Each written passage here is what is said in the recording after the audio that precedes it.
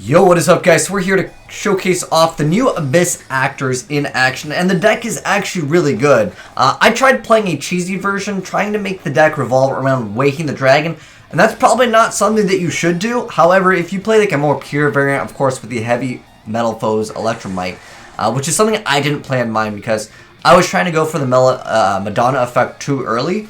Now, what you can do, because Mellow Madonna makes it so, after you activate her effect to pay 1,000 life points to add any Abyss Actor Pendulum monster from your deck to your hand, you can't special summon monsters except for Abyss Actors. But if you special summon first and then go for the effect, you can still actually have that work out. I actually was unaware of that. Pretty OP stuff indeed. But this duel is actually really good. There's actually a few good duels courtesy of Magus. Shout out to you, man. You build a pretty good Abyss Actor deck. So if you guys want to know how the deck kind of plays and like the way it works is this duel, like I said, it's a really good example. But there is a lot of the spell and trap that has the ability to get a huge effect if they are destroyed while they are set and face down and they're actually destroyed. Now, different ones have different effects. The Romantic Teller lets you set any amount. Now, since you are playing a Pendulum-based deck, your Pendulum scales might be filled up. So you, at the end of the day, if this was like the only card, you'd be able to set 3 cards. But you could potentially set 5 extra cards, which is super, super insane. Or you could special summon 5 monsters from your deck, which I know it sounds like an insane effect, and it is insane, definitely. And there's another card that lets you draw 5 cards. So yeah, special summon 5, set 5, back row, or draw 5. Like the amount of effects. I mean, look at this board. He's got a CXYZ Bury and Hope. He doesn't want to activate the effect because Fantastic Theater would then negate its effect and force him to destroy a set card. But anyways, we're seeing over here his exterior got lower because of course, the evil heal. But anyways, this card really makes the deck. This is Abyss script Rise of the Abyss King. So you can destroy cards up to the number of Abyss Actor monsters you control with different names, which is pretty easy to do. But I mean, the guy made an insane board. He even went for the number 86, which makes it so you can't play. But he already established a board then. But like I said, they all have bonus effects if they are destroyed via the effect when they are set. So if this set card in its owner's control is destroyed by opponent's card effect, and you have a face-up Abyss Actor Pendulum monster extra deck, you get to add up to 2 Abyss spell cards. Or is it? I think it's Abyss Actor. The text is kind of cut off here, but I think it's Abyss Actor cards and Abyss script spell cards with different names from your deck to your hand. So this basically lets you search out double cards. Really good stuff, and it has a really good effect. I think you need to play like double of those. That was a card that I wasn't originally playing in my build, but like I said, this deck is pretty insane. We're gonna see it matching up against Goki, pretty much just utilizing the field spell effect. Now, it's not the easiest to pull off, by the way. If you guys have played this deck, you'll know what I'm talking about. When I say that going for like the whole cheesy build by forcing your opponent to destroy your own back row cards. Because there's a few cards that let you do that. But anyways, the Fantastic Theater is just a free +1 every single turn. You reveal an Abyss Actor Pendulum monster and Abyss script spell in your hand. You get to add any Abyss script spell card from your deck to your hand, then a different name than the revealed spell. And then, if you control a Pendulum Summoned Abyss Actor Pendulum monster, your opponent's activated monster effect becomes destroy a set spell or trap card your opponent controls. So, basically, you can force your opponent to destroy your own back row. And look at the amount of advantage he has. This is insane. It makes the Goki player look like he can't do nothing, which is kind of what the Goki player wanted to do. But it came down to him not getting his one effect off. Which is kind of how some Goki deck builds are when they're super reliant on, of course, going for the first turn play. But anyways, yeah, he's forcing him to destroy. Like, if he was to activate any monster effect, because he controls the Pendulum monster, it's just going to force him to destroy his cards. If it destroys Opening Ceremony, that's a draw 5 until you have 5 cards. If it destroys Romantic Tale, that's set as many cards as you want. That's insane. Like, that's kind of how the deck works. But we're going to be showcasing off against Brandish. Now, Brandish, you can pretty much mix in anything, and the deck automatically becomes pretty meta. Now, there is a pretty cool effect with Comic Relief. So this is another one of the new Abyss Actor cards. And anyways, so its Pendulum effect is you get to target 1 monster your opponent controls and 1 Abyss Actor Pendulum monster you control, and you swap control of them. Then you have to destroy this card. But obviously, it's just going to go back anyways.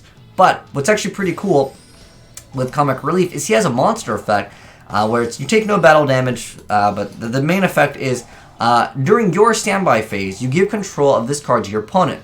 And then once per turn, if control of this card is changed, activate this effect. This card's owner can destroy one set Abyss script spell and trap in their spell and trap zone. So he's going to be able to, well, destroy his own back row, therefore getting any effect that he wants. He can get 2 searches, he can set as many back row as possible, he can draw until he has 5 cards. Those are all options that the Abyss Actor player has, which is pretty good to draw a bunch of cards, which you guys will see pretty soon here in this play. I won't spoil it, but yeah, he's able to draw 5, which, I mean, any deck that's drawing 5 cards, that's like insane, kind of broken, but it's not really like the most easy thing to pull off. Like I said, if you test out the deck, and I'll give you guys the deck profile if you guys want to try out this deck yourself. So we have a Phoenix out right now. He's going to go for the Electrum, but every single time, man, he's going to get it stopped via Torrential Tribute. Is this that? Okay. No, he's going to get it stopped again. There's another Torrential. I think Torrential's a pretty decent card, by the way. If you guys have like an extra slot in your deck, definitely not a bad card. But anyways, Kagari's going to go ahead and attack directly here with no monsters left on the field. Sassy Rookie is also a new card. So whenever it would be destroyed, it's not destroyed. And then when it's destroyed, you get to summon a Abyss Actor. So he was able to draw 5, but of course, the Eradicator virus over here made him still lose 2 of the extra cards. Unfortunate. Had he had the field spell, that would have been pretty dang nice. But we got the Sassy Rookie, and so once per turn, if it would be destroyed by battle or opponent's... oh, I'm sorry. It's Pendulum effect is if an Abyss Actor.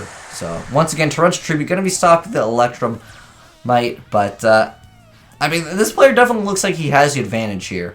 But we also have Abyss Actors backstage, so let's just add 2 Abyss Actor Pendulum monsters with different ends from your deck to your extra deck. So you can go ahead and special summon. And like I said, by the way, most of the spell support where it's like, if it's set and it's destroyed, you have to have a face-up Abyss Actor Pendulum monster in your extra deck. And I think that might be one reason why he's running it, but he's going to activate that, place those cards over there, and that's just going to let him Pendulum summon like a bunch of cards. Luckily for him, Shizuku is going to go ahead and give him an extra Pendulum Zone. But Superstar also lets you set one. Usually people go for Opening Ceremony because it's a card you can immediately get value out of. Because with Superstar's effect, you can set one, but it's actually sent to the graveyard during the end phase. So unless you're getting the effect of the Comic Relief to destroy it immediately, you usually don't get anything out of it other than it gets to go to the graveyard and you get to heal up. Sometimes you can actually heal up for quite a bit, which is going to be something that could be helpful in the next duel that I want to showcase off, because it's pretty cool. But anyway, so he's going to go ahead and Snatch Steal that to Electromite for a second there, and going to Cerberus, going to go ahead and attack directly for 1600. But he's got the Curtain Call, and he still has Comic Relief over here. So this one I can definitely just swap monsters out. But top decks the Evil Heal, and going to go ahead and special summon a Superstar as well as a another Superstar from the extra deck, and then do that. The Pendulum deck too, and then healing up for 3000. Like I said before, it's actually pretty dang nasty sometimes to just be able to heal up for that much. And you get it basically for free. Pretty good stuff indeed, but that's going to be game. Even, I think he drew too many Layer of Darkness. Interesting little mix-up. I haven't seen a Layer of Darkness Sky Striker deck in a while. But anyways, this guy's playing some Burn, but it's a good duel. So anyways, we're going to see Curtain Riser, another one of the newer cards. So if you control no monsters, you can just special summon it from your Pendulum Zone. Of course, giving you easy access to Electrum. Now, if you don't use your normal summon, there is also the, I think it's like the Backstage Actors or something like that, which is a card that I personally ran in my deck. I actually thought it was pretty good just to get a monster face up in the extra deck, because it just allows you to have access to, of course, Fantastic Theater, which basically negates anything and forces them to destroy a back row. So he's going to go ahead and attack. And his effect is actually not halving his life points, because that would have actually made a game, but it's going to force him to destroy Curtain Call. But the guy has a bunch of burn cards, because the guy's playing a Time Lord burn variant, and he's 1 damage off lethal, unfortunately, like you said. But unfortunately, the guy has Balance of Judgment, and that's going to go ahead and allow him to draw a bunch of cards, drawing into Swift Scarecrow here to potentially keep him alive. But Unicorn's going to go ahead and get rid of that monster, and he's going to go ahead and Pendulum summon a bunch of monsters. He's going to go ahead and swing for game. Swift Scarecrow is there, but he doesn't get Swift Scarecrow's effect. He actually is forced to destroy the back row, giving him another double back row. That's pretty dirty. I like that one, dude. 100 life point comeback. Pretty cool stuff indeed. But shout out to you once again, Magus Lucius, for building this deck. My build was a cheesy variant. In fact, I guess one of the cards got updated. But I was trying to force them to destroy this card, the Waking the Dragon, therefore going ahead and summoning. This is another card. Oh, Abyss Actor's extra. So, anyways, you summon it, you tribute it, and you place an Abyss Actor Pendulum monster in the Pendulum zone. But it has a downside of you can't special summon for the rest of the turn anything except for Abyss Actors, which technically this card has that effect too, Mellow Madonna, where it's like for the rest of the turn you can only special summon Abyss Actors, but you just activate that effect after Electrum. That's why you don't see it in here. I was unaware of that effect, but you guys probably don't want my build anyways. You want this build, it looks much better. But anyways, let's go ahead and get started with the deck profile. So we're playing double copies of Evil Heal. That was the card that actually reduced the Naturia Exterio. Pretty good stuff indeed. And I remember when I was playing this and people were like, dude, Pendulums are dead. I think there's a lot of different Pendulum decks that can definitely be alive, and this is definitely one of them. It has a lot of potential. I also feel, though, it's kind of hard to get some of these effects, because not only if you're using the new field spell, you have to have an Abyss Actor, it has to be Pendulum Summon, and you have to have a set card that will actually get its effect, because some of the cards don't actually get the best effects and might not be relevant at the time, especially if you maybe have like 4 cards in hand or something like that. But if you set a bunch of cards, or if you're playing this deck against a good player, they're just not going to destroy your face downs. But again, this card will force them to destroy face down. But you also have to have a Abyss Actor that is face up in the extra deck. Like I said before, the extras is an excellent card because you summon it and you place it right in your Pendulum zone, and then you get rid of it and it goes and gets you like any Abyss Actor Pendulum monster, which is usually Mellow Madonna, which can continue your combos because this card searches out any Abyss Actor. But make sure you make Electromite before that. Anyways, 2 copies of Heal, 2 Superstars. That was a card that set the card that was actually able to heal him up for 3,000 at one point. Definitely a decent little card here. Then we have 3 copies of Mellow Madonna, which searches out, again, anything. And we have Sassy Rookie. It's kind of like your stall card in the deck. I can't be sure about that was showcased off. Then we have Wild Hope. 3 copies of him, and then we have 2 copies of Leading Lady and 3 copies of Curtain Raiser. A lot of these are just kind of for like extra cards, and then obviously this one works quite well because you can just special summon it.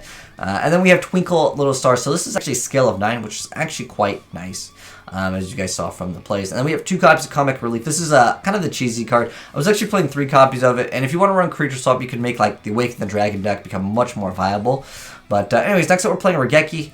3 copies of Abyss Script. This is the destroy ones equal to the amount that you control, and then you can search out double if it's set and destroyed. Then you have 3 copies of Open Ceremony. This is the one that you can draw up to 5 cards, but then also gain 500 life points.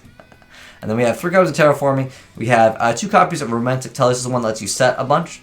They'll technically have another like bonus effect if you activate it, but usually Opening Ceremony and Rise of the Abyss King are the ones that most people actually use.